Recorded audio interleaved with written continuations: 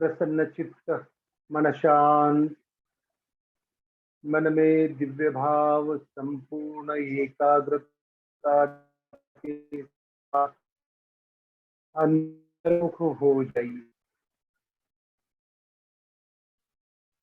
नित्य योग साधना, जब पहले ओम का उच्चारण करते हैं तो उसके साथ ही सभी अपने मन जो इधर उधर अपने इंद्रियों के माध्यम से बाहर भटकता है, उसी को अंतर्मुख करो। अगले 1.5 घंटे के लिए बाहर का कोई चिंतन नहीं, केवल आत्मचिंतन। स्थिर हो जाइए।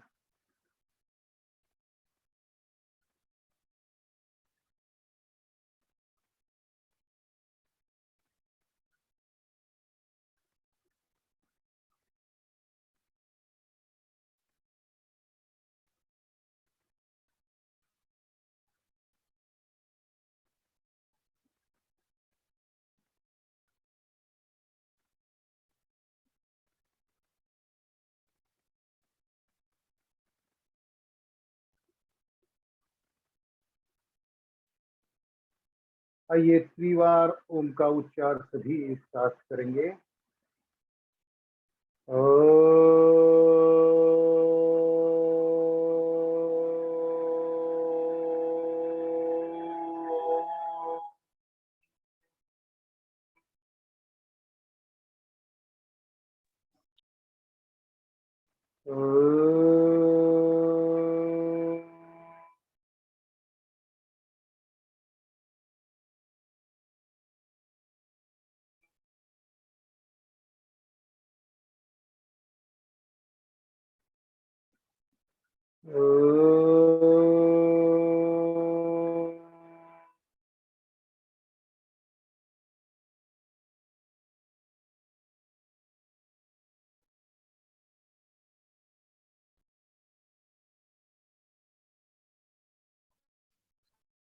गायत्री मंत्र होगा।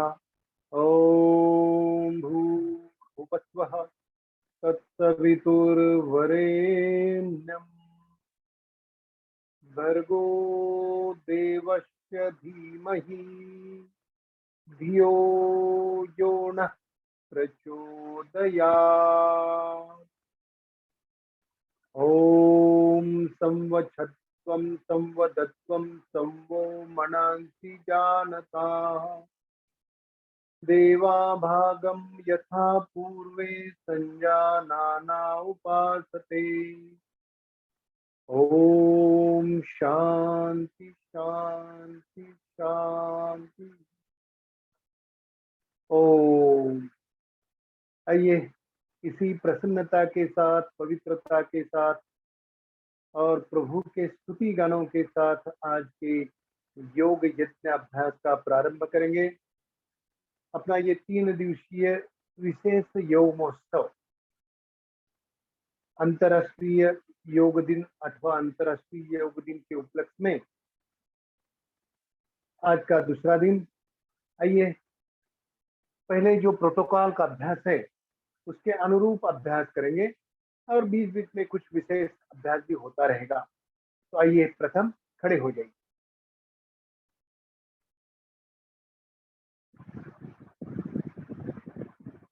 स्थिति ले लो। प्रथम होगा 5 प्रकार के 6 प्रकार के अलग अलग प्रकार के संचलन, शरीर संचलन के 5 प्रकार के व्यायाम। पहले अपने हाथों की स्थिति ऐसे सहजता से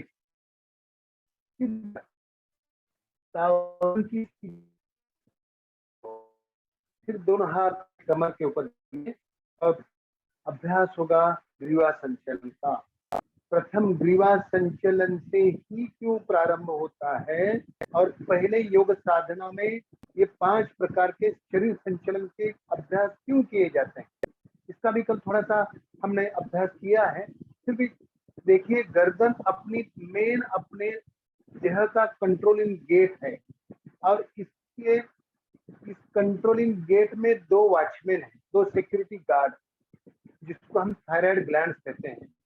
वो है छोटे छोटे, कितने छोटे कि अपना चने का दाना होता है ना, इतने छोटे छोटे 2 थायराइड ग्लैंड, लेकिन वो कितनी क्षमता रखते हैं पूरे शरीर का सिक्योरिटी उनके ऊपर निर्भर है। कारण ऐसा है, ये 2 ग्रंथियां अपने शरीर की बाकी ग्रंथियों को नियंत्रण करती है। उनके इनका सिक्रेशन उनके कार्य संचालन के लिए लाभदायक होता है। तो ऐसे 2 महत्वपूर्ण गल ग्रंथियां अपने इस कंट्रोलिंग गेट के ऊपर, तो उन गल ग्रंथियों का भी अंकुंचन, प्रसरण, शिथिलीकरण का अभ्यास करना होगा, तो बाकी के शरीर के लिए वो फायदे लाभदायक होगा। तो आइए, दोनों हाथ ऐसे कमर के ऊपर रखो, पैरों में 2 से 4 इंच का फासला, आराम से प्रथम ग्रीवा संचलन होगा। श्वासों को छोड़ते हुए नीचे, श्वासों को भरते हुए पीछे।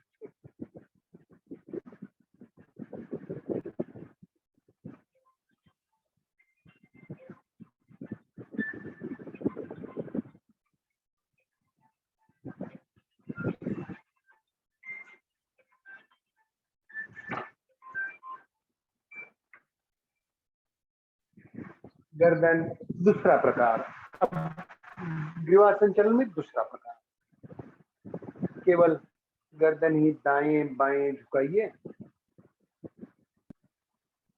आराम से, कोई जल्दबाजी नहीं होगी, कोई झटका नहीं होगा। बहुत महत्वपूर्ण विधि है। अपनी आसन की स्थिति, आसन क्रियाओं को लयबद्धता से, तालबद्धता से करने में बड़े लाभ होते हैं। उसका एक वैज्ञानिक सिद्धांत भी आज हम अभ्यास करेंगे। आइए, ग्रीवा संचलन का तीसरा प्रकार, गर्दन को दाएं बाएं घुमाइए, श्वास छोड़ते हुए एक बाजू में चलेंगे, श्वास भरते हुए सीधे हो जाइए, फिर से श्वास छोड़ते हुए दूसरे बाजू में आराम से सहजता से सामने, फिर दूसरी बाजू में।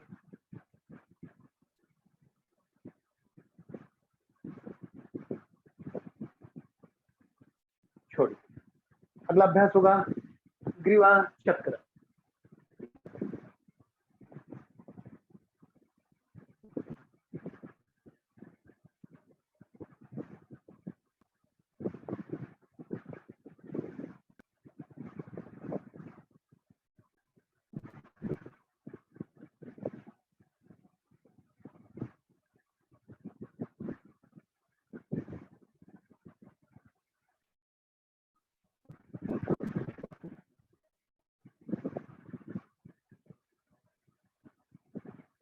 क्लॉकवाइज, एंटी क्लॉकवाइज, पूरी अपने फुट्टी ऐसे छाती के ऊपर घर्षण करनी चाहिए।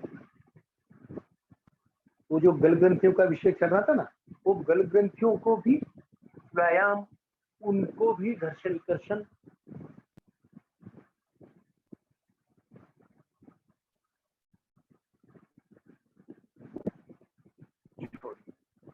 और भी एक विशेष अभ्यास, ये जो अपना मस्तिष्क होता है, मस्तिष्क का लगभग 10 किलो का तो बोझा लगभग होता है।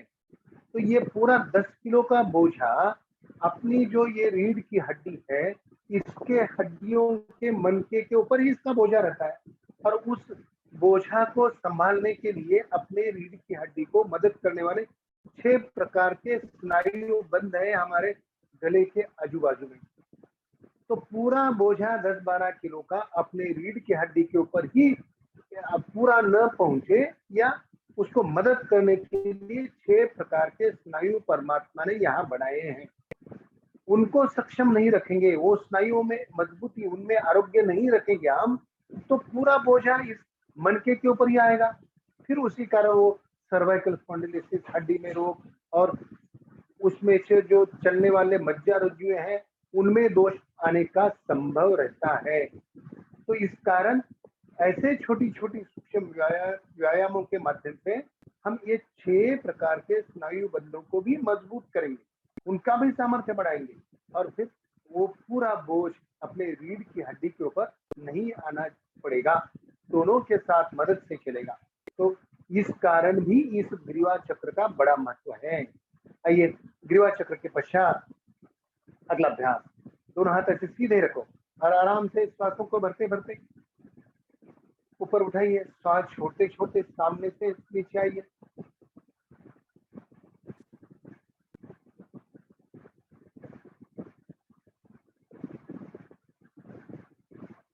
छोड़िए। उल्टे चक्र भी करेंगे कंधे चालन के। वापस श्वासों को भरते भरते ऊपर उठाइए, श्वास छोड़ते छोड़ते पीछे से नीचे उतरिए और जितनी क्षमता है उतना ऊपर उठाइए, जितना क्षमता है उतना उसका गोल चक्र बनाइए। कल हमने अभ्यास देखा है, योग माने अपने शरीर सामर्थ्य का संपूर्ण उपयोग, 100% उपयोग। छोड़िए। इसमें दूसरा भी एक प्रकार दिया है। आइए दोनों हाथ ऐसे कंधों के ऊपर और ऐसे कोहनियों का बड़ा शून्य बनाइए। श्वास भरते हुए ऊपर, श्वास छोड़ते हुए पीछे से वापस आ जाइए।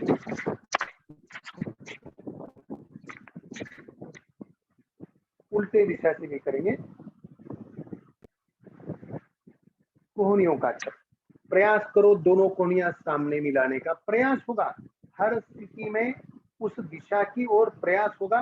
नए साधक है, कोई शारीरिक मर्यादाएं है, तो उनको वो नहीं कर पाएंगे। धीरे धीरे अभ्यास करो, कोहनियां दोनों सामने मिलाने का प्रयास करो और जितनी क्षमता है उतना बड़ा शून्य भी बनाइए। फेफड़ों का भी क्षमता बढ़ेगी, छाती का भी विकास होगा और हृदय जैसे गड़बड़ी वाले दोष वो भी दूर होंगे, नहीं आएंगे। छोड़िए। अगला अभ्यास कटी चक्र। ये अंतरराष्ट्रीय योग में नहीं है, फिर भी बड़ा महत्वपूर्ण है। चलो करेंगे हम। पैरों में अंतर बनाएंगे, 1 से 1 फीट तक, 1.5 फीट तक, और आराम से गोल चक्र बनाइए। बड़ा महत्वपूर्ण ये गति विकासक व्यायाम। 10 चक्र करो। माता भगिनियों के लिए तो बड़ा लाभदायक। बहुत सारे माता भगिनियों का ये कटी दोष, कटी प्रदेश, कंबर दुखी का विकार, पाद दुखी का विकार बहुत होता है उनके लिए। तो ऐसे छोटे छोटे सूक्ष्म व्यायामों से ऐसे क्लिष्ट क्लिष्ट व्याधियों से मुक्ति होगी।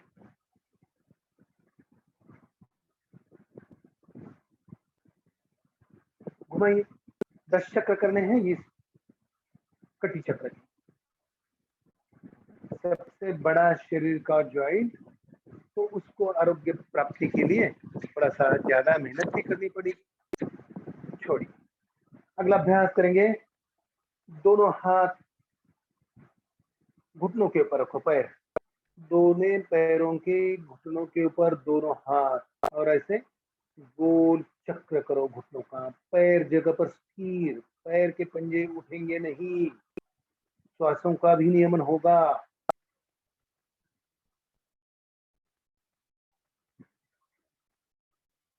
उलट दिशा से 5-5 चक्र करेंगे।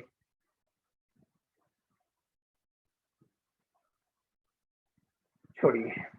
अंत में अगला पैर का जॉइंट अपने टखनों के पास, मतलब घुटया पासी। एक पैर उठाइए और ऐसे चलाइए, पैर हिलाइए।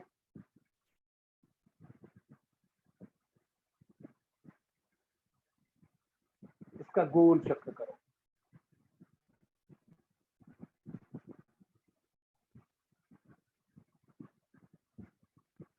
तो अपने टखनों को ऐसे आगे पीछे भी उसका संकुचन प्रसरण होगा, गोल चक्र में भी उसका संकुचन प्रसरण होगा। दूसरा पैर उठाइए।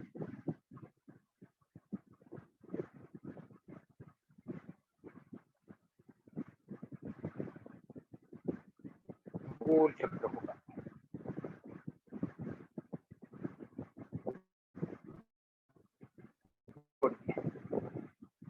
अब आइए अगला अभ्यास करेंगे। धड़ संचलन बोला है अंतरराष्ट्रीय योग के प्रोटोकॉल में, लेकिन इसको कटी चक्रासन भी कहते हैं। दोनों हाथ सामने, दोनों हाथों में अंतर, अपना शरीर कितना रुंद है इतना ही। आइए श्वासों को छोड़ते छोड़ते बाईं ओर घुमाइए आधा शरीर, धड़ को पीछे मुड़कर देखो।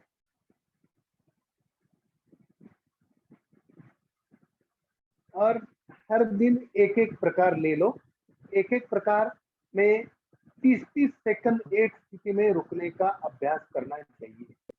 वैसे तो 2-2 मिनट का अभ्यास है। स्थिरता आसनों में प्राप्त होगी तो ही लाभ होते हैं।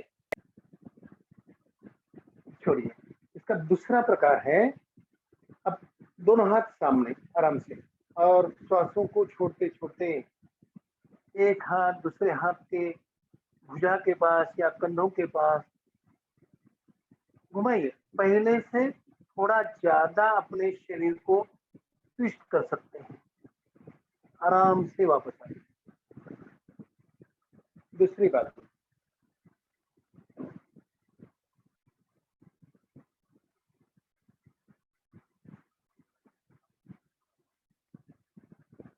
छोड़। इसमें तीसरा प्रकार करेंगे धड़ चालन या कटी चालन का। कटी चक्रासन भी कहते हैं इसको। एक हाथ अपने कमर के पीछे से लपेट लीजिए, दूसरे हाथ से पहले हाथ की भुजा को पकड़ो और घुमाइए शरीर। अब ये दोनों प्रकार से भी और भी ज्यादा अपने शरीर को ट्विस्ट कर सकते हैं।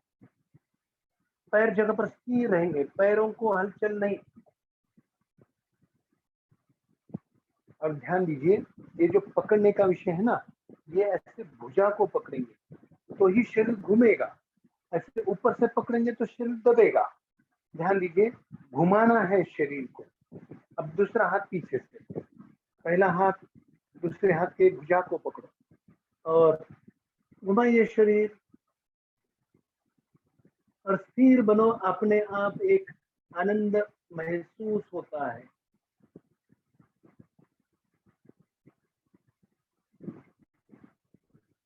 छोड़िए। और अब और भी एक उन्होंने प्रकार दिया है जो उत्कट आसन, कुर्सी आसन भी कहते हैं। कुर्सी के ऊपर जैसे बैठते ना वैसे बैठना है, कुर्सी आसन। कुर्सी आसन के लिए देखो, उसके भी दो प्रकार हैं। दोनों पैरों में शरीर कितना रुंद है उतना या थोड़ा 6 इंच का फसला, दोनों हाथ पृथ्वी के बराबर, अपने कंधों के बराबर पृथ्वी के समांतर रहेंगे। बैठिए, आधा बैठो, स्थिर बनो। तीव्र घुटनों का दर्द वाले इसको नहीं कर पाएंगे, लेकिन थोड़ा थोड़ा करो, घुटनों का दर्द दूर हो जाएगा, पूरी तरह से एकदम नष्ट हो जाएगा। पूर्णता, टोटल कंट्रोल, टोटल क्यूर होगा अपना ये घुटनों का दर्द। तो पूर्ण निर्मूलन घुटनों के दर्द का, और फिर पूरा कर सकते हैं पूरा घुटनों का दर्द कम होने के पश्चात। इसमें ही दूसरा प्रकार। अब आइए, देखो दोनों हाथ ऊपर, आराम से अब एड़ियां उठेगी, पैरों के पंजों के बल अपने मन को स्थिर करो, शरीर को स्थिर करो, सामने देखो।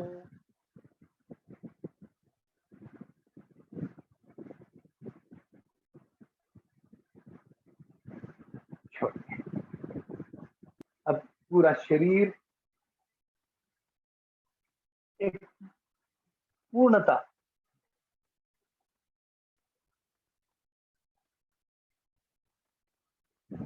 शरीर संपूर्णतया अभी तैयार हुआ है अलग अलग आसनों के लिए।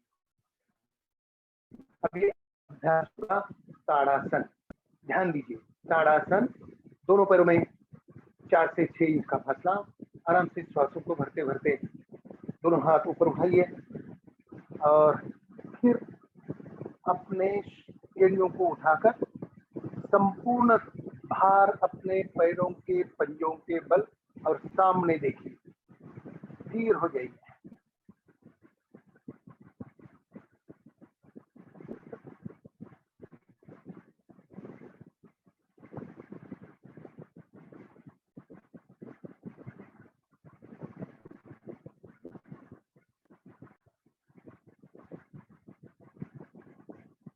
आराम से वापस आ जाइए। और दूसरा, ये अभी सरल हस्त ताड़ासन हुआ।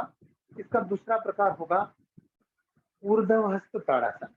तो यहाँ थोड़ा सा ध्यान दीजिए, योग साधना और बाकी जो नए निसर्ग उपचार, जो ये आयुष्य विभाग है ना, आयुष्य विभाग के 6 विभाग है, आयुर्वेद, योग, यूनानी, होम्योपैथी, नेचुरोपैथी, ये ऐसे 6 प्रकार के एक एक अक्षर से ये आयुष्य विभाग बनाया है। तो उसमें जो ये अक्युप्रेशर है, एक्यूप्रेशर, यहाँ थोड़ा ध्यान दीजिए मेरे हाथ की ओर। ये जो विषय है, इस जगह पर अपने फेफड़ों का मर्म बिंदु है, अपने फेफड़ों का एक्यूप्रेशर पॉइंट, ये उंगलियों के थोड़ा नीचे का भाग, इधर भी। और वैसे ही हमारे पैरों में है ये फेफड़ों का मर्म बिंदु यहाँ पर। तो ताड़ासन में क्या हो रहा है, हम क्या करते हैं, सुबह हर दिन की शुरुआत शुरू में ही अपने फेफड़ों की कार्यक्षमता बढ़ा रहे हैं। जो पंजों के बल खड़े होते हैं, इस ऊर्ध्व ताड़ासन में ऐसे हाथों को उल्टा करते हुए तानते हैं। तो ऐसे स्थिति में अपने फेफड़ों की कार्यक्षमता बढ़ती है, और जिसकी फेफड़ों की कार्यक्षमता 100% रूप से बराबर है, ऐसे साधकों का शौर्य, धैर्य, कार्य करने के लिए लगने वाली हिम्मत, जिसको हिम्मत कहते हैं ना, कार्य करने के लिए लगने वाला बल, अलग अलग विशेष प्रकार की क्रांतियां करने में लगने वाला मनोधैर्य, ये फेफड़ों की कार्यक्षमता के सम प्रमाण में होता है। जिसकी फेफड़ों की कार्यक्षमता बराबर है, उसको शौर्य, धैर्य, अलग अलग कार्य करने में लगने वाले बल, नई नई क्रांतियां क्रांतियां घटित करने के लिए लगने वाला मनोबल, ये सब कुछ फेफड़ों की कार्यक्षमता के ऊपर निर्भर करता है। तो एक सामान्य रूप से प्रावधान है कि हर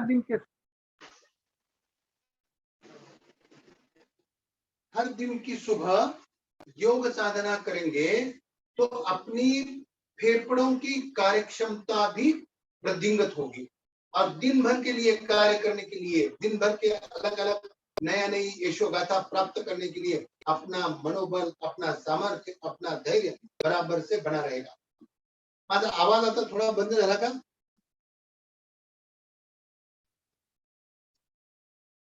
आवाज बरोबर आहे? हो, येतोय सर. चालू ठेव बरोबर असंच. थोडा आवाज कमी येतोय पण आधीच्या पेक्षा. ब्लूटूथ बंद पडला, रहने दो, कोई बात नहीं, चलते रहो। तो अपनी फेफड़ों की कार्यक्षमता बढ़ाने में ताड़ासन बड़ा मदद करता है, और हर दिन की शुरुआत ऐसे ताड़ासन के माध्यम से हम करेंगे तो अपने फेफड़ों की कार्यक्षमता बढ़ेगी। ले लो, स्थिति ले लो, ऐसे दोनों हाथ सामने, ऐसे इंटरलॉक करो, इसको पलटी मारो और आराम से ऊपर खींचिए प्रथम शरीर, और उठाइए दोनों पैरों के पंजों के बल के ऊपर, और अभी देख लो अपने पैरों के पंजों के ऊपर और हाथों के पंजों के या उंगलियों के नीचे जो मर्म बिंदु है, इनको किस तरह से हम सक्रिय कर रहे हैं। तो फेफड़े भी हमारी सक्रिय हो रही है, और हमें योग साधना करने से जो नई नई शक्तियां प्राप्त करने का बल मिल रहा है, और ब्रह्म मुहूर्त में ब्रह्मांड में भी अलग अलग शक्तियों का विचरण चलते रहता है, वो ब्रह्म मुहूर्त में होता है। तो उनको भी स्पर्श कर रहे हैं, उनको भी स्वीकार कर रहे हैं। कितना ऐसे अलग अलग अंगों से, अलग अलग एंगल से योग साधना लाभ देती है। देखिए, तो ऐसे लाभ केवल ये भारतीय योग शास्त्र की ही क्षमता है, और कहीं कोई जाति में, कोई दवाइयों में, कोई औषधियों में, या कोई अलग प्रकार के शास्त्रों में भी इसका लाभ, इतना लाभ नहीं है। योग साधना में सभी प्रकार के अलग अलग प्रकार के लाभ, उसका भी और भी अलग अलग अभ्यास होता है। तो ताड़ासन दो प्रकार की कार्यक्षमता के साथ साथ रीढ़ की हड्डी को सीधा करते हुए रीढ़ की हड्डी के दोष, छोटे मोटे जो मन का कमी हो गया, वो ये हो गई, वो हो गए, वो कुछ सब कुछ दूर होंगे ताड़ासन के माध्यम से। तो ताड़ासन के पश्चात योगा प्रोटोकॉल के अनुरूप अभ्यास है वृक्षासन और ध्रुवासन। स्थिति ले लो, ध्रुवासन, एक पैर उठाइए, दाहिना पैर उठाइए, एड़ी को उठाकर जंघा तक पहुंचाइए और स्थिर बनाओ। कल एक विषय चल रहा था, तपस्वी जीवन, तपस्वी जीवन, तपस्वी होने से शुद्धता बढ़ती है, तेज बढ़ता है। और हम सभी जो साधक हैं और हमारे पास आने वाले साधक भी सभी पारिवारिक कौटुंबिक जीवन के साधक होते हैं। ऐसे पारिवारिक कौटुंबिक जीवन के साधकों के लिए तपस्या करना कितना कठिन काम है। क्या वो हिमालय में जाके कहीं दरी कंदरों में जाकर तपस्वी बनेंगे, जाप करते बैठेंगे? नहीं कर सकते। तो उनके लिए तपस्या माने इंद्रियों के ऊपर अपना नियंत्रण, इंद्रियों को लचीला बनाकर रखना, मन को नियंत्रित करना। इसमें वृक्षासन की स्थिति बनेगी। ध्रुवासन में जो तपस्वी जीवन बनाने का लिए लाभदायक, तपस्वी सांसारिक पारिवारिक लोगों के लिए इंद्रियों के ऊपर लचीलापन बढ़ाते बढ़ाते उनके ऊपर अपना नियंत्रण बनाना, मन को भी अपने नियंत्रण में काबू में रखना। और तीसरा सबसे बड़ा गुणधर्म है तपस्वी सांसारिकों की तपस्विता, विषयों के ऊपर। दोनों हाथ ऊपर खींचिए। विषयों के ऊपर मन को भटकने न देना। तीन पुष्टि का पालन होता है तो वो जीवन तपस्वी जीवन है।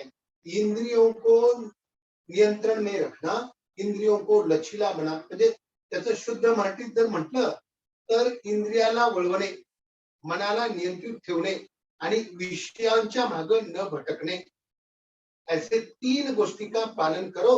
वो संसार परिवार में कौटुंबिक जवाबदारियों का पालन करते करते भी वो जीवन तपस्वी जीवन है। आइए अब दूसरी बाजू से हो रहा है ध्रुवासन।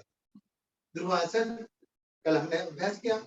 एड़ियों को दबाइए, पंजा थोड़ा ढीला छोड़ दो और बनो स्थिर। सामने देखेंगे, मन में दिव्य चिंतन होगा तो स्थिरता भी आएगी, मन भी नियंत्रण में आएगा, शरीर में अलग अलग तपस्विता का भी सामर्थ्य निर्माण होगा। वृक्षासन की स्थिति,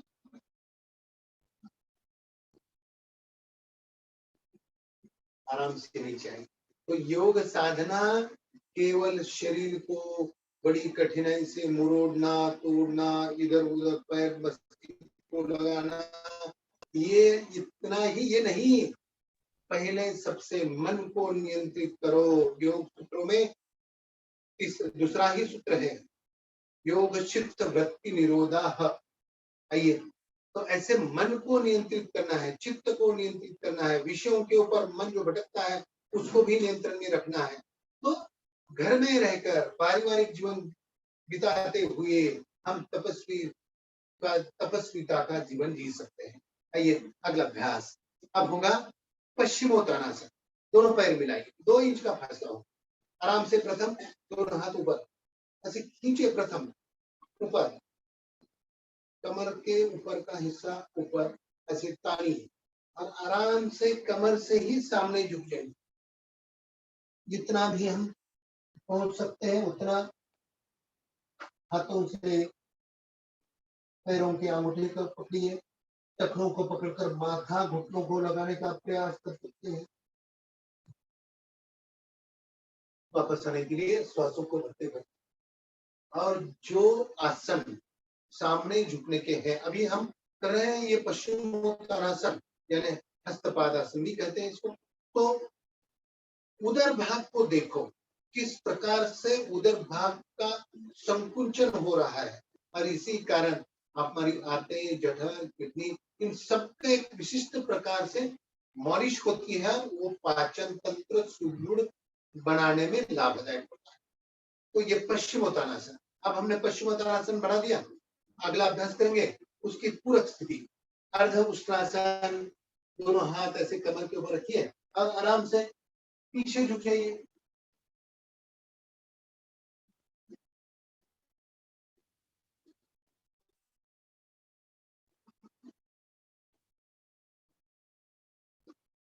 संतुलन बनाइए, छोड़िए। देखो संभल के, जो पीछे झुकने के आसन होते हैं ना, उसमें किसी किसी को थोड़ा सा चक्कर आने का संभव होता है, तो आप सूचना देते रहे कि ये संभल के ही करने होते हैं। पीछे ये उष्ट्रासन, अर्ध उष्ट्रासन जैसे आसन होते हैं, इसमें थोड़ा सा ये उच्च रक्तदाब वगैरह वगैरह साधकों को थोड़ी सी चक्कर आने का संभव रहता है। पता क्या, कोई होता नहीं, योग साधना ऐसे दुष्परिणाम करने वाली साधना ही नहीं है, लेकिन मर्यादाओं का थोड़ा सा बोलना योग शिक्षक का ये कर्तव्य बनता है। आइए अगला अभ्यास होगा विस्तृत कोणासन। चटाई के बाईं ओर खड़े हो जाइए, दाहिने पैर को बाहर निकालो, पंजे को सामने निकालो और दोनों हाथ ऐसे कंधों के बराबर फैलाइए पूरे, और ऐसे ही फैलाए हुए शरीर, हाथ, जो पैर बाहर निकाला है उसी की ओर झुक जाइए, सामने देखते हुए, ऊपर देखते हुए शरीर को सीधा रखो। नीचे का ऊपर वाला हाथ एक रेशा में होगा, ऊपर वाले हाथ की ओर देखो।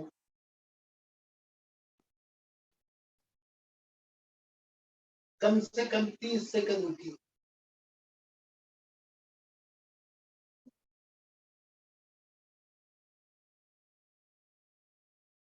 और धीरे से वापस आ जाइए, छोड़िए। पहले पैर उसको बाईं ओर ही ले आइए, फिर दाहिनी ओर खड़े हो जाइए और बायां पैर बाहर निकालो।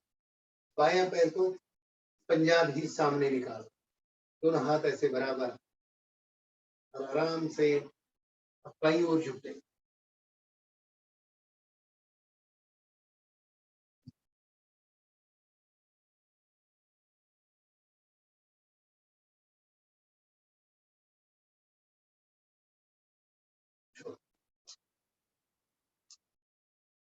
छोड़ दीजिए। अब ये खड़े होकर आसनों का अभ्यास यहाँ पूरा होता है। आइए बैठक स्थिति में दंडासन ले लीजिए।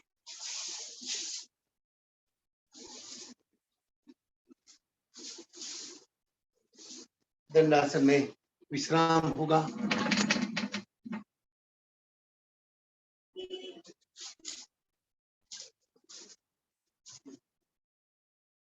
दंडासन, पहले दंडासन में विश्रांति होती है। पहले विश्रांति की स्थिति में आइए। दोनों पैर में 1 से 2 फीट का अंतर, पंजे बाहर, एड़ियां अंदर, हाथ बाजू में। अपनी गर्दन को जैसे भी हमें सुखा हुआ लगता है वैसे छोड़ दीजिए और 2-3 डीप ब्रीदिंग करो, अपने आप थकान दूर होगी।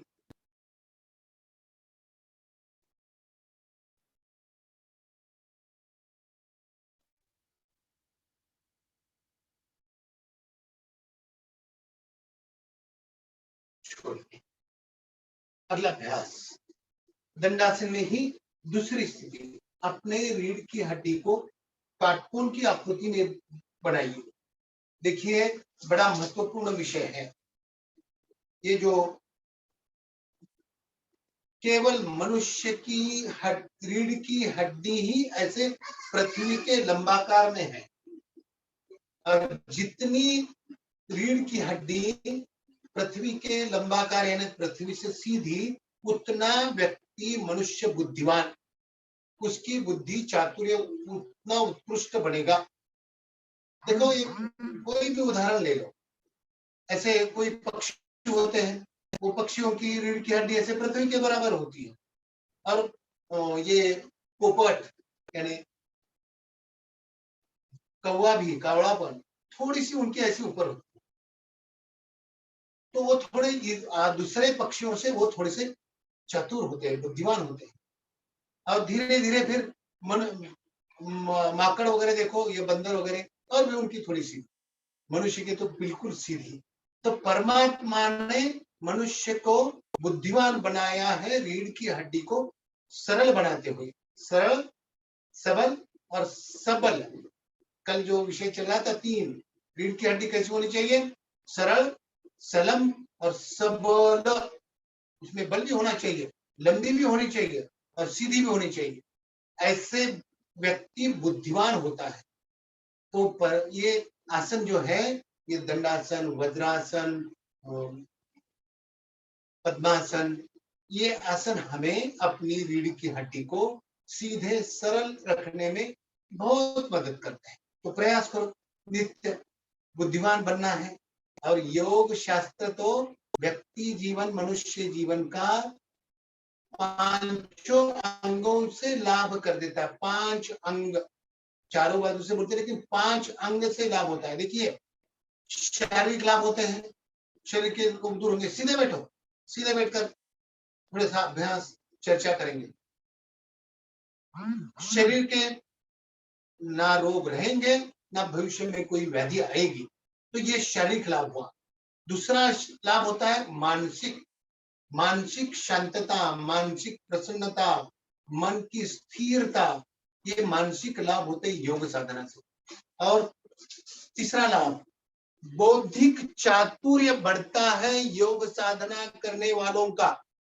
बौद्धिक चातुर्य, वो व्यक्ति एकदम बुद्धिमान, होशियार, चातुर्यवान बनता है, चतुर बनता है, चालाक नहीं। ध्यान दीजिए, योग साधना करने वाला व्यक्ति चतुर होता है, चालाक नहीं। चालाक माने दूसरों को कुछ धोखे फंसाकर अपना भर लेना, स्वार्थी मतलब होता है।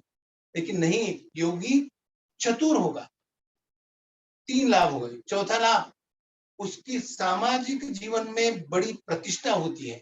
सामाजिक जीवन उसका बड़ा सात्विक बनता है। समाज में उसका कोई वो दगा फटका या दुराचार, भ्रष्टाचार, कोई अत्याचार कोई नहीं करेगा। वो योगी जीवन जीने वाला व्यक्ति, तो ये सामाजिक जीवन उसका उन्नत रहेगा। और 5वां लाभ, उसका आध्यात्मिक जीवन भी उन्नत रहेगा। आध्यात्मिक जीवन उन्नत यानी वो जो हमारे सनातन काल से आए हुए धर्म शास्त्रों का अभ्यास है, उसका अभ्यास करते करते उसका इस जीवन का और अगले जीवन का, अगले जन्म के लिए भी वो पूंजी बनाकर चलेगा। उसके लिए भी वो भांडवल बनाकर निर्माण करते हुए अगले जन्म की भी सिद्धि बनाकर ले चलेगा। तो ऐसे 5 प्रकार के लाभ योग साधना करने वालों के, तो ध्यान दीजिए और आप भी थोड़ा विश्लेषण निरीक्षण करो। ऐसे 5 लाभों से मनुष्य जीवन उन्नत करने की दुनिया में कोई पद्धति है? कोई शास्त्र भी नहीं है, कोई पैथी भी नहीं है। ये औषध उपचार, एलोपैथी वगैरह तो केवल ट्रायल एंड एरर और चुका करा प्रयत्न करा, चुका करो दुरुस्ती करो, चुका करो दुरुस्ती करो, ऐसा ही शास्त्र बनता है। केवल भारतीय योग शास्त्र में ये सामर्थ्य और इतनी शक्ति है कि मनुष्य के जीवन का 5 अंगों से उन्नति करते हुए यही लोक ही नहीं परलोक सुधारने का अभ्यास है योग साधना। तो ये बुद्धि चातुर्य कब बनेगा? मेरुदंड को सीधा रखो। और इसीलिए बालक अवस्था से योग का अभ्यास करना। अभी बहुत आनंद, भारतवर्ष में सब योग, और हम तो अभी, आप तो सभी योग शिक्षक, वो भी उच्च शिक्षित योग शिक्षक बनने जा रहे हो। आप तो पोस्ट ग्रेजुएट पदव्युत्तर प्रशिक्षण ले रहे हो योग का। आप तो और भी बड़े व्यक्तियों को योग सिखाएंगे, आप कॉलेजेस में योग सिखाएंगे। तो वो युवाओं को, बालकों को कुमार अवस्था से ही योग सिखाइए। देखो, बुद्धि चातुर्य के लिए कोई गोली तो बाहर मिलती है क्या? नहीं। साधा सरल उपाय, मेरुदंड को सीधा रखो, अपने आप बुद्धिमान बनोगे। परमात्मा ने दिया है ये स्थिति, तो उसका थोड़ा सा कृतज्ञता का भाव करते करते सीधे बैठो, दंडासन में सीधे छोड़िए। और एक एक आसन की स्थिरता कम से कम 30 सेकंड की, 30 सेकंड से 2 मिनट तक। और अगला अभ्यास ये तितली आसन यानी भद्रासन।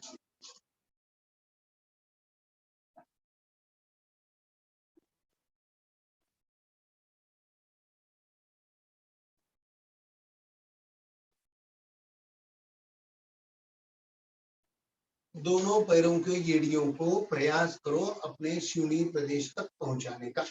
प्रयास होगा, पहुंचते न पहुंचे थोड़ा उसी दिशा में प्रवास होगा।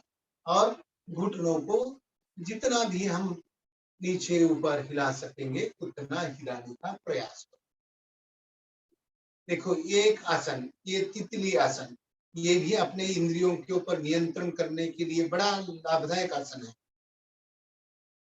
वासनाओं को सीमित रखने का ये तपस्वी जीवन का विषय, और उस वासनाओं को सीमित रखने के लिए इंद्रियों के ऊपर नियंत्रण ये भद्रासन से प्राप्त होता है। चलाइए, हिलाइए, घुटने, कटी प्रदेश, टखने, पिंडलियां, मांडी, जंघाएं, ये सब एकदम सामर्थ्यशाली बना देता है भद्रासन। चलाइए,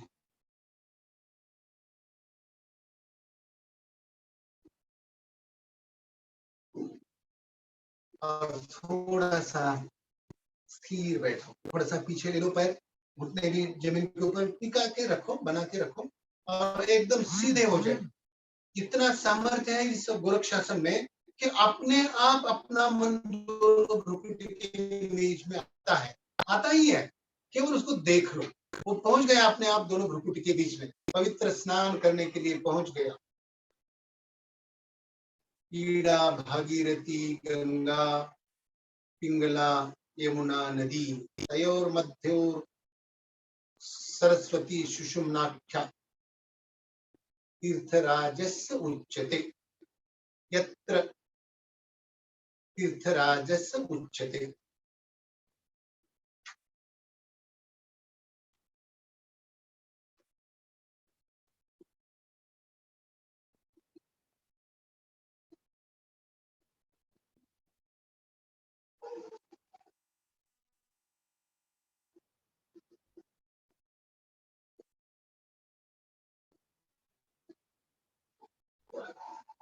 और विद्यार्थी गण, जो बच्चे होते हैं पाठांतर करने वाले, अभ्यास करने वाले, उनको अभ्यास के पूर्व, अभ्यास को बैठने के पहले एक गायत्री मंत्र का उच्चार कर देखो, आदत बनाई उनकी 3 बार ओंकार गायत्री मंत्र। इन दोनों का भी इतना वैज्ञानिक महत्व है अपनी बुद्धि चातुर्य बढ़ाने के लिए, गायत्री मंत्र और ओम का उच्चार। और फिर ये थोड़ा सा भद्रासन करते हुए, वृक्षासन करते हुए, फिर अभ्यास के लिए उनको बिठाइए। देखो फिर उनको कितनी स्मरण शक्ति बने रहेगी, उसका कंसंट्रेशन पावर बढ़ेगा, अभ्यास करने में उसका मन लगेगा, बहुत ऐसे अलग अलग लाभ। तो ऐसे ये जो विद्यार्थी गण हैं उनको ये अभ्यास दीजिए, थोड़ा सा थपथपाइए, एक्यूप्रेशर करेंगे, रीढ़ की हड्डी को मजबूत बनाता है और कमर के नीचे का हिस्सा भी मजबूत बनाता है ये एक्यूप्रेशर का अभ्यास। अंगूठे से पैर के अंदरूनी हिस्से को थोड़ी सी मालिश करो, पेट को लचीला नरम रखने में लाभदायक होता है, और पिंडलियों को थोड़ी मालिश करो। हमारे पूर्वज, हमारे घर में वो अजीजा बटवा रहता था ना, वो पोटातली गाठ गेली, दस्त लगली की ये पिंडलियों की मालिश करते थे। पोटात गाठ गेली म्हणजे नाभि इधर उधर भटक गई, नाभि भटक गई, तो नाभि जो भटकी है वो भी भद्रासन से अपने स्थिर जगह पर आती है। नाभि जगह पर लाने के लिए वो उत्तान पादासन भी बड़ा लाभदायक। आइए दूसरे पैर को, तो ये पेट को नरम रखने के लिए पिंडलियों की मालिश बनाए। छोड़िए, आराम आइए, 1 सेकंड के लिए।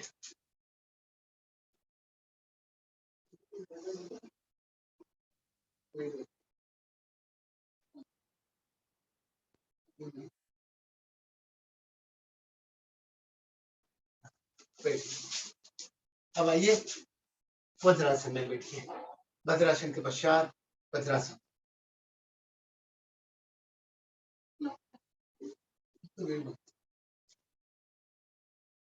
बैठिए वज्रासन में आराम से।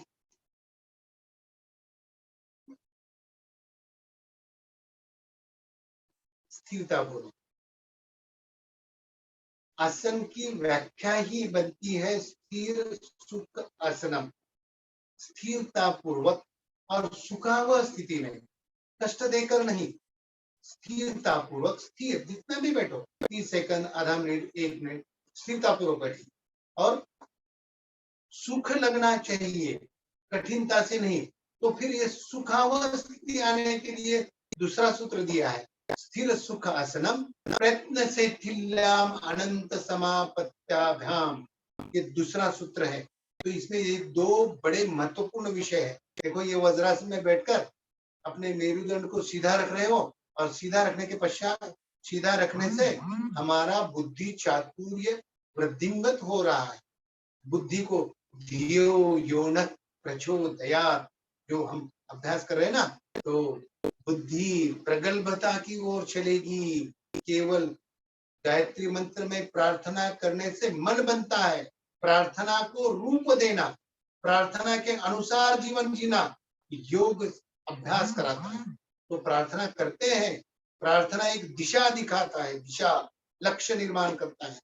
लक्ष्य की ओर पहुंचने के लिए योग साधना करनी पड़ेगी। तो ये बुद्धि चातुर्य बढ़ाना है, बुद्धि को प्रगल्भता की ओर ले जाना है, तो मेरुदंड सीधा रखना पड़ेगा।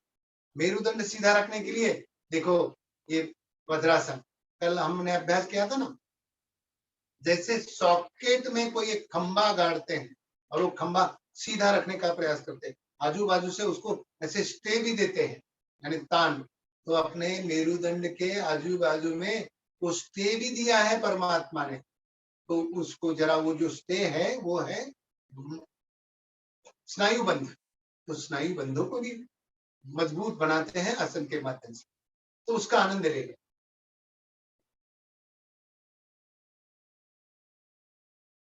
बुद्धि चातुर्य वज्रासन, मेरुदंड को सीधा बनाए।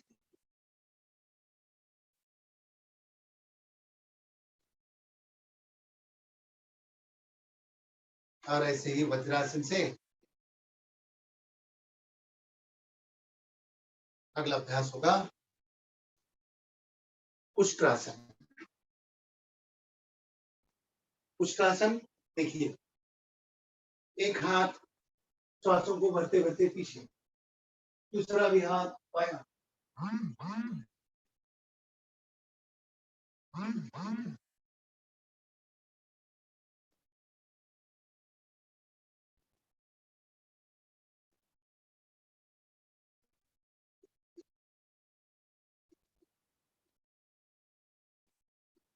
छोड़िए। उष्ट्रासन, आधा उष्ट्रासन, पूरा उष्ट्रासन। आधा उष्ट्रासन हमने खड़े होकर भी किया है, लेकिन ये बैठक स्थिति में भी जिनको पूरा उष्ट्रासन नहीं बना पाते वो आधा उष्ट्रासन करो। लेकिन माता भगिनी तो ये पीछे झुकने के आसन नित्य उनका होना ही चाहिए।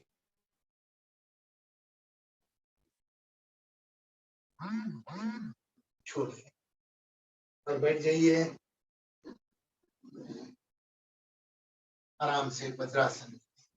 देखो, योग साधना करने के लिए तीन नियमों का पालन होगा। आप, हम सभी योग शिक्षक हैं, हमारे सामने कोई योग साधक रहते हैं, नए सीखने वाले होते हैं, तो इन सबको आप निर्देश देने हैं। योग साधना कैसी करनी होगी? पहला नियम, योग साधना यथाशक्ति। ध्यान दीजिए, योग साधना यथाशक्ति होगी, जितना सामर्थ्य उतना ही। कितनी देर बैठ सकते हो वज्रासन में, उतनी ही देर बैठो। कितना आधा बैठ सकते हो, आधा ही बैठो। कुछ नए नए साधक तो पीछे ऐसे एक स्टूल जैसा बना कर लेते हैं, नहीं तो तकिया गिक्या रखते हैं ऐसे बैठने की। जितना यथाशक्ति। दूसरा महत्वपूर्ण नियम, यत्न मुक्त होगा, यत्न मुक्त।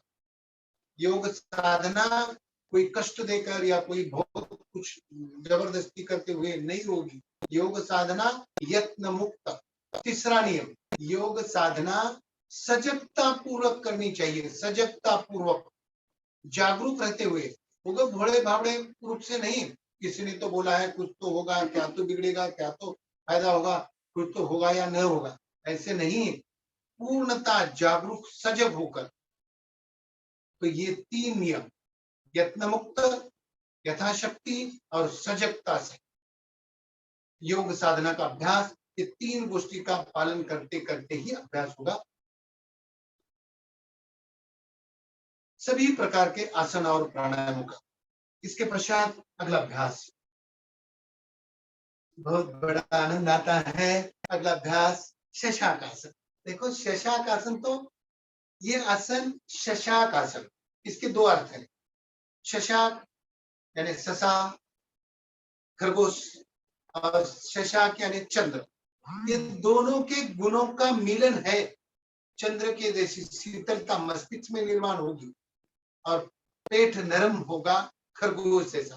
खरगोश कितनी मस्त तो बघा, ऐसे एकदम मुलायम रहता है। तो जिसका पेट मुलायम, जिसका मस्तिष्क ठंडा, तो उसको रोग आने का कोई संभव ही नहीं होता, और जो है वो दूर निकल जाते हैं। तो आइए शशाक आसन का पहला चक्र, दोनों हाथ ऊपर और समर्पण का भाव रखो। धरती माता को वंदन करो।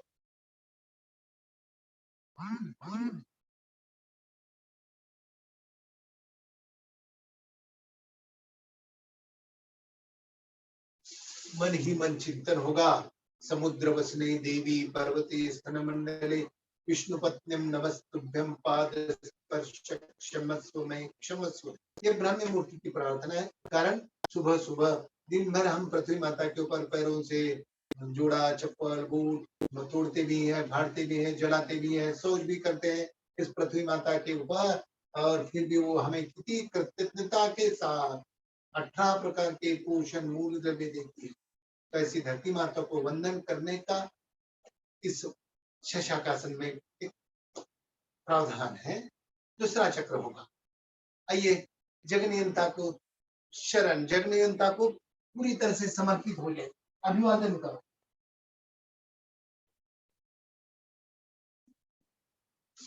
ध्यान दीजिए, कोई पीछे से शरीर नहीं उठेगा, और अपने आसन तो शशाकासन हो रहा है, लेकिन लाभ हो रहा है पेट को, लाभ हो रहा है मस्तिष्क को। ध्यान दीजिए, तीसरा चक्र, अपने अपने माता पिताओं को नमन करो।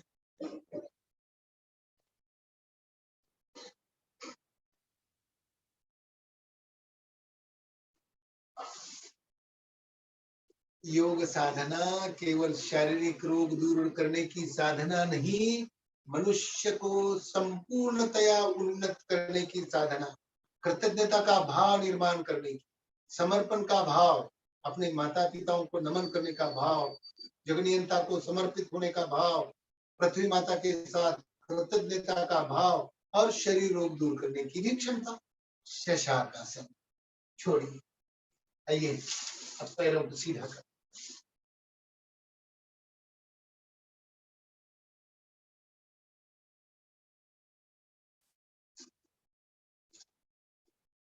अपने प्रश्न तैयार रखो। अपना अभ्यास पूरा होने के पश्चात थोड़ा सा अपनी शंकाओं की भी चर्चा होगी। अगला अभ्यास है अर्धवक्रासन। एक पैर सीधा, दूसरा पैर घुटनों में मोड़ते हुए पहले पैर के घुटने के पास पंजा को सेट कर दो, और जो पैर खड़ा है उसका विरुद्ध हाथ खड़ा करो और बाहर से दबा दो। पीछे मुड़कर देखो,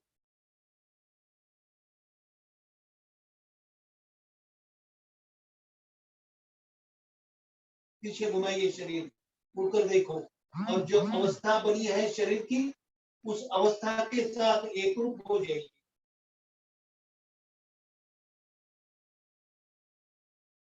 छोड़िए, बदल दो।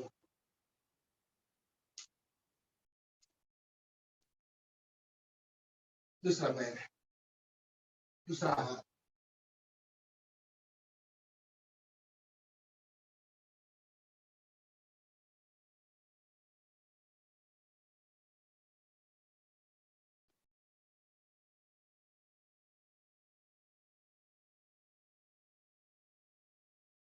छोड़िए।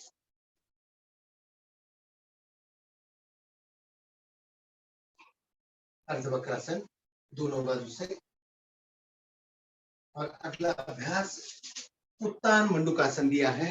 ऐसे आसन में बैठिए, थोड़ा सा पैरों में अंतर भी होगा, और ऐसे, और दाहिना हाथ बाएं कंधों के पीछे और बायां हाथ दाहिने कंधे के पीछे।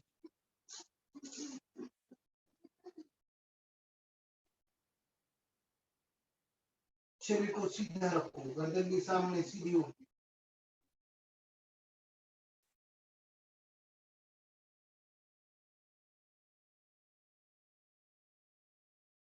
छोड़ दो।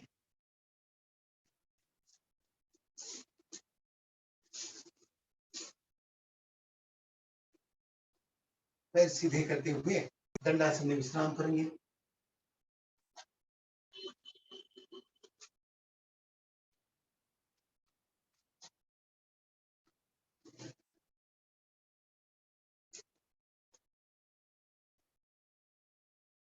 दंडासन में विराम।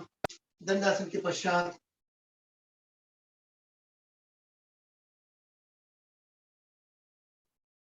आइए अब पेट के बल लेट जाइए।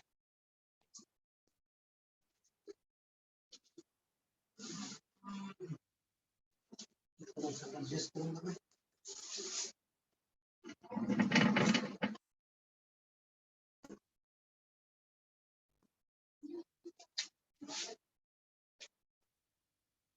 मकरासन।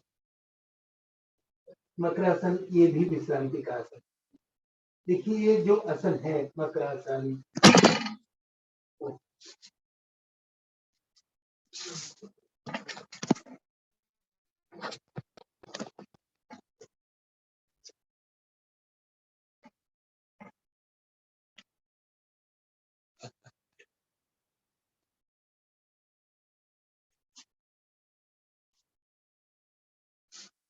मकरासन, शवासन, मकरासन, वज्रासन, पद्मासन, दंडासन, ये आसन मन को शांतता प्रदान करते हैं। मन थोड़ा सा गहराइयों में उतरने का प्रयास करता है ऐसे आसनों में। और ये 2-2 मिनट के आसन होते हैं क्योंकि विश्रांति सबको प्यारी है। जैसे कोई एकदम संत सी मन शिथिल हुआ, जैसे कोई तालाब होता है, पानी का जलाशय, और वो एकदम शांत शीतल है, तो नीचे तक का उसका तल, नीचे का पृष्ठभाग, जमीन नीचे की दिख सकती है शांत जलाशय में। ऐसे ही जब हमारा मन प्रसन्न शांत बनता है तो अपने आप अपने मन की, आत्मा की सत असत स्थितियों का निरीक्षण होने लगता है। तो आत्मा का दर्शन करने का नाम है योग साधना। तो ऐसे अपने अपने जीवन की पहचान होने लगती है योग साधना में। एक गुण लक्षण है योग अभ्यास का, अपने जीवन की, अपने शरीर की पहचान ओळख करून देतो योग अभ्यास। तो 2-2 मिनट के लिए ऐसे शांत प्रसन्न मन को स्थिर करो। और कैसे स्थिर कर सकते हैं, ध्यान दीजिए। देखो ये मकरासन, मकर यानी मगरमच्छ, वो समुद्र में बाहर रेत के ऊपर आती है और आराम से छोड़ती है, ऐसे ही इसको नाम दिया है। और मकर, अभी थोड़ा सा आध्यात्मिक मानसिक चिंतन भी करेंगे। तो मकर, मकर मगर जो बोलते हैं उसको मकर कहा है संस्कृत में, और मकर को विष्णु की, परमात्मा की विभूति कहा है। मकराश्चास्मि 11वें अध्याय में वो श्लोक है। झांसास्मि मकराचास्मि, झांसी नाम मकरोचास्मि, जो जलाशय में जलचर होते हैं उसमें मकर की विभूति मेरी है। तो मन में चिंतन करो परमात्मा विष्णु की विभूति का। मन देखो फिर प्रसन्न, मन प्रसन्न शांत बनता है और क्या आनंद आने लगता है। और यही है सुखाव स्थिति, योग साधना की सुखाव स्थिति। मैं भगवान विष्णु के विभूति के दर्शन कर रहा हूँ। मेरी शरीर स्थिति भगवान विष्णु की विभूति के अनुसार बनी है। छोड़िए मकरासन और फिर कल हमने भुजंगासन का अभ्यास किया है, आज थोड़ा सा इसी मकरासन की दूसरी स्थिति का अभ्यास करेंगे। चलो आइए, ये LIC की स्थिति होगी। देखो, दोनों पैर मिले हुए, पैर के पंजे पीछे मिले हुए, पंजे नीचे निकालो, दोनों कोहनियां थोड़ी सी मिलाकर सामने निकालो, अपना मुखमंडल दोनों हाथों हथेलियों में होगा। ध्यान दीजिए, यहाँ थोड़ी ऐसे लगाते हैं हाथ, कुठं तर काहीतरी आपण चिंतन कोई घोर कष्ट में पड़े हो, कोई बहुत बड़ी चिंता जड़ गई हो, ऐसे नहीं हाथ लगाओ, ऐसे बनो, मुखमंडल प्रसन्न करो, थोड़ा कोहनिया सामने निकालो और फिर देख लो अपने मेरुदंड को, पैर के अंगूठे से लेकर पीछे से पंजे, एड़ियां, घुटने, कमर, पीठ, गर्दन, मस्तिष्क, सामने मुखमंडल, गर्दन, छाती, नाभि, कटी प्रदेश, घुटने, पैर के अंगूठे, सबका अपने आप शरीर का प्रवास करो।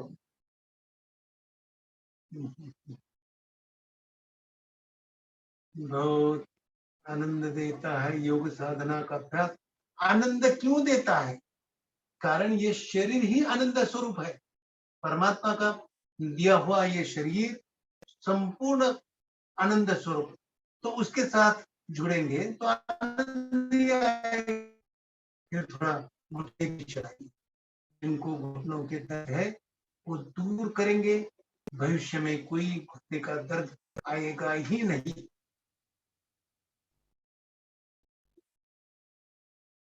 दोनों योग साधना, हमारे ऋषि मुनि, हमारे जो पूर्वज है, इन्होंने अपने आत्म चिंतनों से, अपने आत्म लाभ से इस शास्त्र का निर्माण किया है और उस शास्त्र का प्रत्येक निष्कर्ष मनुष्य के श्रेयस और प्रेयस लाभों के लिए उपयोगी है।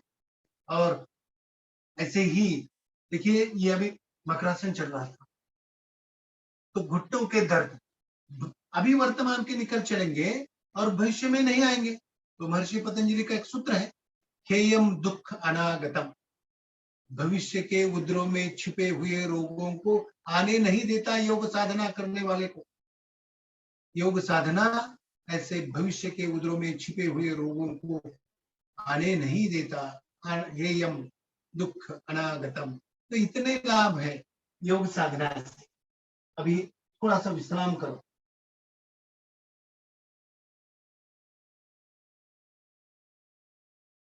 और ये मकरासन की पूरक स्थिति, शरीर सामने से उठाया था, अब शलभासन करेंगे, तीनों भी प्रकार का। एक पैर, केवल बायां पैर पेड़ों तक उठाकर सीधा पकड़कर बना, दूसरे बाजू से दाहिना पैर,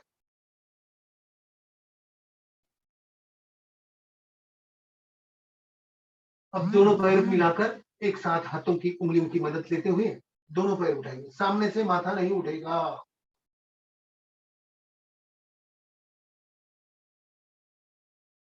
छोड़ो, प्रत्येक स्थिति 30-30 सेकंड की होगी। थोड़ा सा विश्राम करो, मकरासन की स्थिति में थोड़ा सा विश्राम।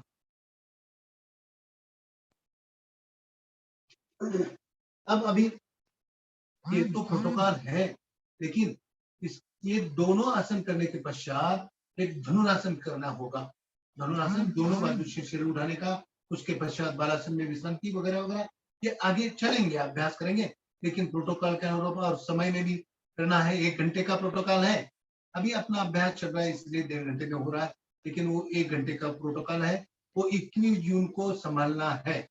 बाकी साल भर के लिए आप अलग अलग से विस्तृत अभ्यास करो, अलग अलग दिशाओं से योग सूत्रों का अभ्यास करो, अलग अलग आसनों की अलग अलग स्थितियों का शरीर रचना शास्त्र और शरीर क्रिया शास्त्र के अनुरूप अभ्यास करो। अब तो सभी विद्वान महान साधक जो विद्यार्थीगण है, तो आप अपनी बुद्धि कौशल्य से इस शास्त्र का विकास करो, इस शास्त्र को अलग अलग दिशाओं में उसके अलग अलग एंगल से अभ्यास करते हुए, देखो एक वैज्ञानिक दृष्टि से अभ्यास करना है, एक अपने शास्त्रों के अनुसार अभ्यास करना है, यानी अपने जो साधु संतों ने, ऋषि मुनियों ने शास्त्र दिया है, आध्यात्मिक शास्त्र जो हमारे ग्रंथ है, भगवत गीता, तुकाराम महाराज की गाथा और भी अलग अलग प्रकार के ग्रंथ है, महाभारत, इन सब में योग सूत्रों का ही आसार छिपा है।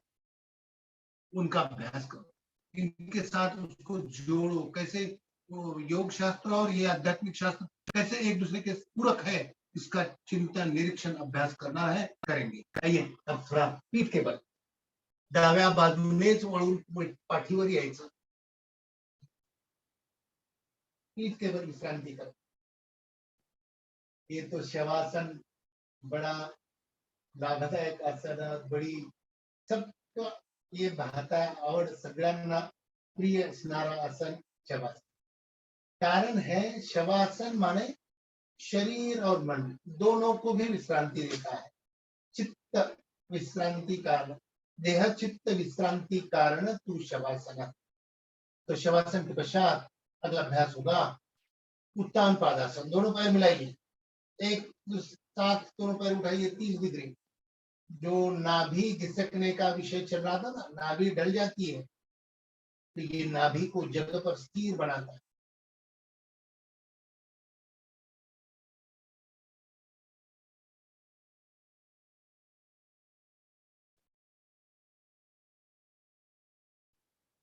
तीस सेकंड का स्थिर रहने का प्रयास करो। योग सूत्र में एक अभ्यास चल रहा था हमारा, स्थिर सुख आसनम।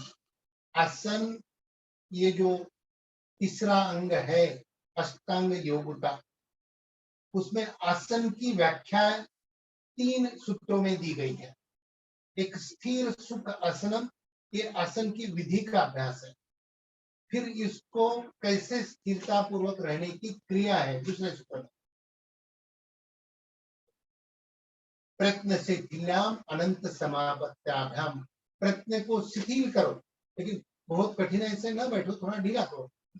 कैसे ढीला करेंगे? कितना पैर उठाया, थोड़ी कठिनाई होती है तो थोड़ा नीचे ले लो, 30 सेकंड के बजाय 20 सेकंड रखो, धीरे धीरे अभ्यास बढ़ाओ। लेकिन क्या करना है? अनंत समापत्याभ्याम। ध्यान दीजिए, बड़ा महत्वपूर्ण सूत्र का चिंतन। अनंत समापत्याभ्याम माने परमात्मा अनंत की ओर अपने चित्त को जोड़ दीजिए, आसन में स्थिर होकर, चाहे तो थोड़ी ढिलाई देकर, अनंत समापत्याभ्याम। और फिर वो अनंत कहाँ है? अनंत कहाँ? बाहर नहीं, अनंत तो अपने शरीर में ही है। हम स्वयं ही परमात्मा स्वरूप है। मनुष्य परमात्मा का ही अंश है। ममेव अंशो जीवलोके जीवभूत सनातनः। परमात्मा ने आश्वासन दिया, मैं ही, मेरा ही अंश। तो अपनी ये जो अभी हमने पकड़ा है उत्तान पादासन, तो अपने देह स्थिति का अवलोकन करो। अनंत का ध्यान हुआ, वो बैठा है हमारे शरीर में। अनंत समापत्याभ्याम देख लो, घुटनों को देखो, मांडी को देखो, जंघाओं को देखो, उधर भाग को एक कंप निर्माण हो रहा है, उस कंप को अवलोकन करो। धीरे से वापस आ, अनंत समापत्याभ्याम। फिर इतना करने से लाभ क्या होगा, क्या फायदा होगा इसका? ततो द्वंद्वान विघाता, जो मन में द्वंद्व निर्माण होते हैं, सुख दुख के द्वंद्व, यश अपयश पराजय के दुख कष्ट के द्वंद्व, उन द्वंद्वों का घात कर सकते हैं। ऐसे द्वंद्व में भी मनुष्य समरूप से रह सकता है। ऐसा लाभ देने वाला ये आसन की 3 व्याख्याएं, ध्यान दीजिए, बड़ा महत्वपूर्ण है। आप तो पढ़ेंगे ही महर्षि पतंजलि के योग सूत्र। और अगला अभ्यास कौन मुक्तासन। कौन मुक्तासन आज भी चलो दोनों पैर से एक साथ ही होगा।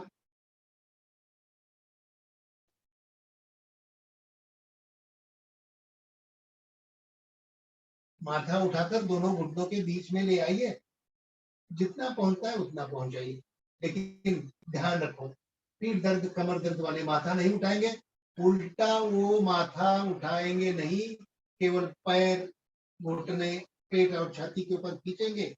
तो पीठ दर्द कमर दर्द के लिए बड़ा उपयोगी है ये अर्ध पवन मुक्तासन। बाकी सभी पूर्ण पवन मुक्तासन करो। जिनको दर्द है वो केवल आधा पवन मुक्तासन करें। और जब ऐसे शरीर का एक उनका बनाएंगे तो आगे पीछे लुढ़क गई,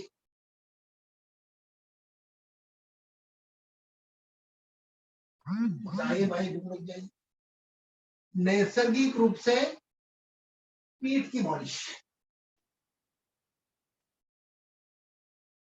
देखो बाहर कितने कितने तो साधन लेने पड़ते हैं पीठ की मालिश को, अपने आप अपने स्वयं बल के स्वयं शरीर के साधना के साथ पीठ की मालिश। ताराबाई ये बाईं ओर से लुढ़कते हुए दाहिने हाथ की सहारा लेते हुए बैठक की जाए।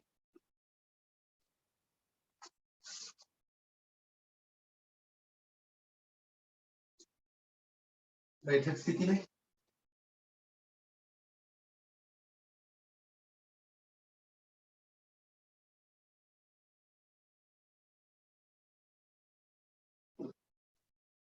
अब जो प्रोटोकॉल के अनुरूप प्राणायामों का अभ्यास दिया है उसका अभ्यास करेंगे। आइए कोई भी आसन में स्थिरता पूर्वक बैठिए, हो सके तो सिद्धासन इसमें बड़ा लाभ देने वाला आसन होता है। देखो एड़ियों को ऐसे छूनी प्रदेश में लगाते ही वो स्थान है कुंडलिनी का, वो स्थान है पिंड की शक्ति का, उसको ऐसे टाच यानी एड़ी लगाते ही वो कुंडलिनी जागृत नहीं, वो मूलाधार चक्र जो है वो मूलाधार चक्र ऐसे सक्रिय बनता है। कुंडलिनी कुंडली माने है क्या? कुंडलिनी माने अपने ये जो सभी प्रकार के 302 प्रकार के शरीर में स्नायु बंध, इन स्नायु बंधों का मूल स्थान है वो मूलाधार चक्र।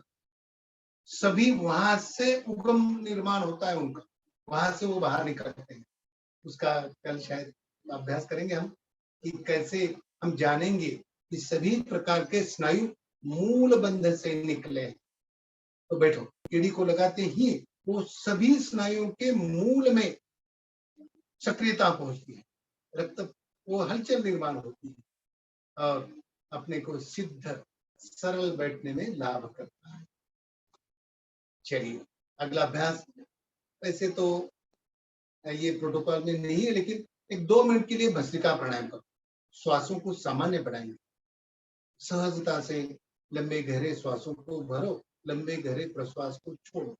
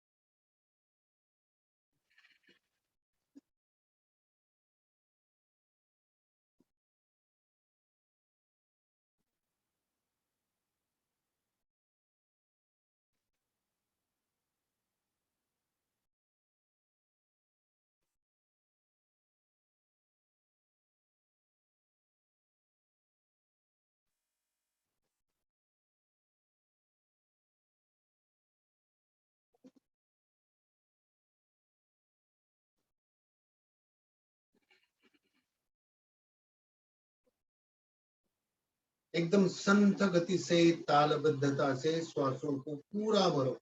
इतना भरेंगे कि अब लगना चाहिए रत्ती भर भी हमारे फेफड़ों में जगह नहीं है श्वास भरने की। और इतना संत गति से दीर्घ प्रश्वास छोड़ो एक लय के साथ, और ऐसा लगना चाहिए कि अभी फेफड़ों में रत्ती भर भी सांस बाकी नहीं है। पूरा खोलो, पूरा भरो और फेफड़ों की कार्य क्षमता बढ़ाना। ताड़ासन से पहले आसन में प्रारंभ किया, आसनों के अभ्यास में ताड़ासन से प्रारंभ करते हुए फेफड़ों की क्षमता बढ़ाई और प्राणायामों का अभ्यास करते हुए भस्त्रिका प्राणायाम, पहला प्राणायाम करते हैं तो भस्त्रिका प्राणायाम में भी फेफड़ों की क्षमता बढ़ती है। तो दोनों अभ्यास के माध्यम से मनुष्य को एकदम धैर्य, शौर्य, साहस, मन में एक ऐसे उमंगे निर्माण होती है फेफड़ों की कार्यक्षमता बढ़ने से। ऐसा लगता है कि मुझे कोई बड़ी शक्ति प्राप्त हो रही है। फेफड़ों में श्वास जब भरते हैं ना, धीरे धीरे धीरे धीरे धीरे और धीरे धीरे धीरे धीरे पूरा छोड़ते हैं ना, तो ऐसा लगता है कोई अलग अलग शक्तियां मुझे प्राप्त हो रही है, नई नई शक्तियां में उकल हो रहा है उसका, ऐसा लगता है। लेकिन मन की एकाग्रता भी उतनी ही दृढ़ चाहिए। श्वासों को देखते देखते भस्त्रिका प्राणायाम।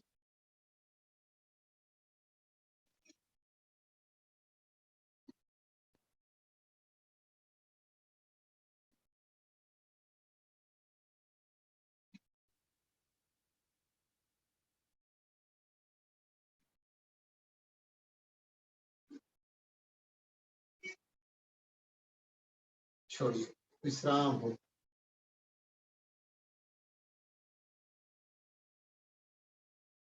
थोड़ी सी विश्रांति के पश्चात अगला अभ्यास है कपालभाति प्राणायाम। कपालभाति प्राणायाम कल हमने किया था वायु मुद्रा। अपान मुद्रा में कपालभाति। देखिए, अपान मुद्रा माने अंगूठा, मध्यमा और अनामिका, इनके शीर्ष भाग एक दूसरे को मिलाइए। प्रथम उंगली और छोटी उंगली को खुला छोड़ो और हाथ होंगे घुटनों के ऊपर, तलवे आसमान की ओर और श्वासों को बाहर, पेट को अंदर, एक साथ दोनों क्रिया होगी। 1 सेकंड को एक धक्का, श्वास बाहर, पेट अंदर, और उसी समय मूलाधार चक्र को यानी अपने जेनिटल ऑर्गन्स को संकुचित प्रसारित करना है। संकुचित प्रसारित करना माने अश्विनी मुद्रा लगाना, यह है ना ये अपान मुद्रा। वैसे ही अपने मूलबंध को पूरी तरह से ऊपर खींचते हैं और छोड़ते हैं, तो उसको कहते हैं अश्विनी मुद्रा। और अश्व यानी घोड़ा, तो हर मुद्रा के क्रिया के साथ अश्व का बल निर्माण होगा। बड़ा महत्वपूर्ण है। कभी भी दिन भर भी माता भगिनी तो विशेष रूप से ध्यान दे इसको कि बैठे बैठे कभी भी ये अश्विनी मुद्रा लगाते चलो, यानी मूल बंध को, अपने जेनिटल ऑर्गन्स को संकुचित प्रसारित करना। तो कपालभाति के प्रत्येक धक्के के साथ अश्विनी मुद्रा का आनंद लेना है।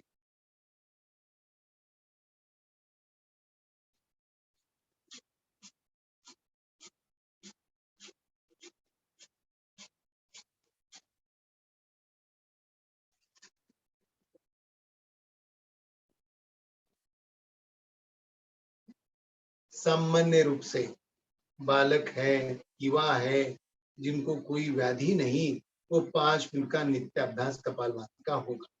और जिनको आयु 25-3 अभी ये बहुत, ये आजकल जो ये स्पर्धात्मक युग निकला है ना, ये स्पर्धात्मक नहीं रहा अभी ये युग, ईर्ष्यात्मक बना है। स्पर्धा होती तो ठीक रहता, लेकिन अभी ईर्ष्या हो गई, उसको नीचे खींचे और हम कैसे आगे चले। वो दूसरा प्रगति कर रहा है तो इसकी जलन होने लगती है, ये होता है ईर्ष्या। और अभी ये ईर्ष्यात्मक युग बन गया। तो ऐसे युग में जो 25-30 साल की उम्र के आगे अलग अलग प्रकार की व्याधि जुड़ गई है, तो उनके लिए कपालभाति 15 मिनट का अभ्यास है। 3 अलग अलग मुद्राएं, प्रत्येक मुद्रा में 5 मिनट का अभ्यास कपालभाति करते रहो। 1 मिनट के लिए अपान मुद्रा में कपालभाति का अभ्यास।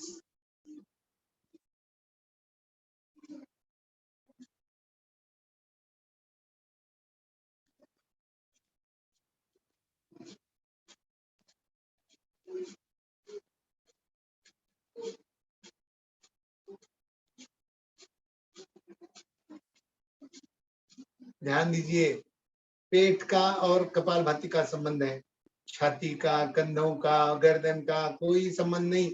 गर्दन ना हिलेगी, ना पेट हिलेगा, ना छाती हिलेगी, ना कंधे उड़ेंगे, ना बहुत कुछ गड़बड़ियां करते हैं साधक, हाथ हिलाते हैं, घुटने हिलाते हैं, नहीं, गलत होगा ये।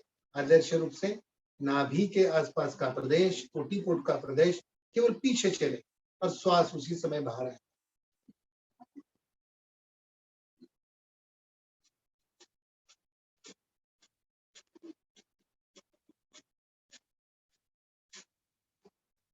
छोड़ो, विश्राम करो, कपाल भाती शांत हो जाए। अगला प्राणायाम अनुलोम विलोम यानी नाड़ी शोधन प्राणायाम। चलिए, हाथों की उंगलियां कोई भी मदद देंगे तो चलता है, लेकिन एक विधि दिया है। अंगूठे को ऐसे मूल अपान मुद्रा में लगाई, वायु मुद्रा में, अंगूठे के मूल में पहली उंगली, ये 3 उंगलियां मध्यमा और अनामिका, अंगूठे का उपयोग हुआ, छोटी उंगली का कोई उपयोग नहीं होगा। दाहिने से बंद करो, बाईं से भरो।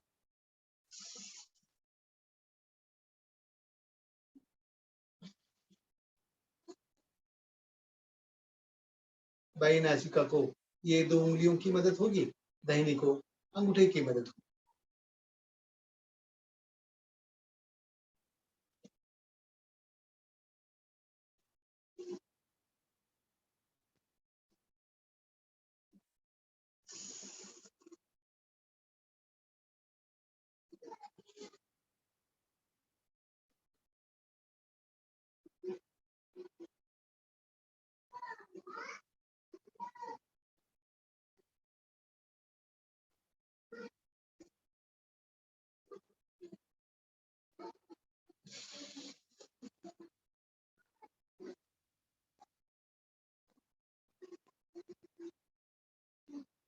ध्यान दीजिए, सभी क्रिया बिल्कुल सहजता से होगी। कोई यत्न मुक्त है ना विषय अपना, कोई कष्ट देकर नहीं।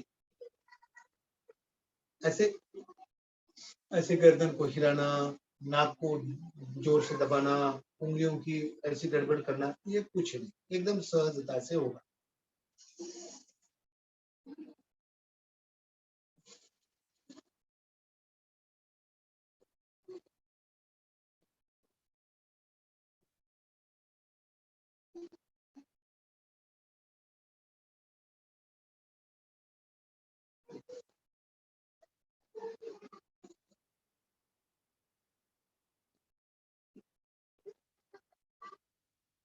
जब अनुलोम विलोम नाड़ी शोधन प्राणायाम का प्रारंभ होता है तो बाह्य नासिका से श्वास भरते हुए प्रारंभ करते हैं और छोड़ते हुए प्राणायाम समापन करते हुए बाह्य नासिका से छोड़ते हुए ही करेंगे। लेते हुए प्रारंभ होता है, छोड़ते हुए समापन करेंगे। अनुलोम विलोम शांत हो जाएंगे, शांत हो जाएंगे। अगला अभ्यास होगा उज्ज शीतली प्राणायाम। देखिए, जीवा को ऐसे बाहर निकालो, उसकी चोंच बनाइए और जीवा के माध्यम से, मुख के माध्यम से ही श्वासों को अंदर भरेंगे और जो श्वास अंदर भरा है बगैर रोक के फिर प्रश्वास करेंगे।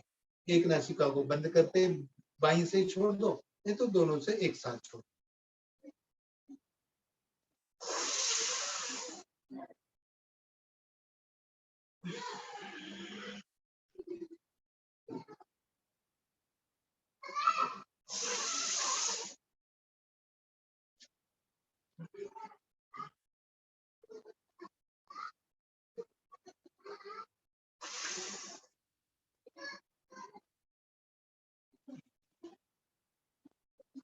ये शीतली प्राणायाम थोड़ी शुद्ध हवा, थोड़ी शुद्ध वातावरण में ही करनी होगी, क्योंकि मुख से श्वास लेते हो तो बाहर के धूलिकण या प्रदूषण ऐसे वातावरण में नहीं होगा। ध्यान। और अगला अभ्यास भ्रामरी प्राणायाम। कल इसकी विधि समझाएंगे, आज केवल 3 चक्र करो।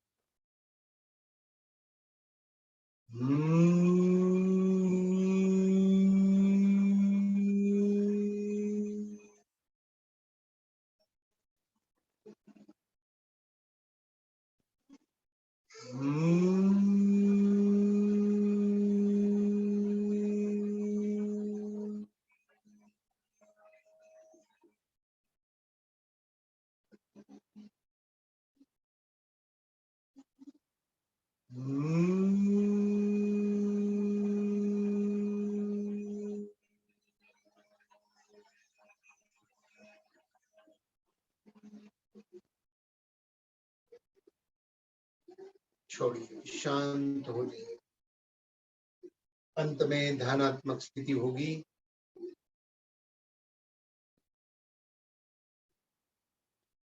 दोनों भ्रुकुटी के बीच में अपने मन को स्थिर करो। वहां अपनी कोई आराध्य देवी, देवता, मूर्ति, व्यक्ति जो भी हमें आराध्य लगता है उसको चित्र स्थिर करो। और सबसे पूरे जगत का मूर्ति चित्र है ओम की आकृति। पूरे जगत के मूल में वो है। ओम का कल अर्थ जरा बोध जानेंगे। शांतता पूर्वक ओम की आकृति को, कोई अपने माता पिताओं को, गुरु को नमन करता है, वंदन करता है। अपनी अपनी स्वेच्छा अनुरूप 2 मिनट का ध्यान।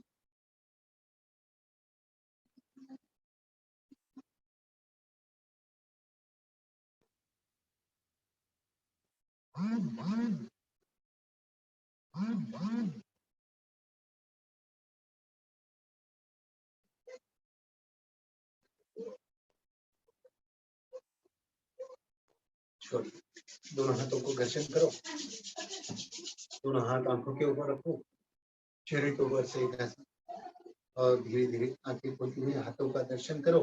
और प्रार्थना करने के पूर्व कोई आपसी शंका होगी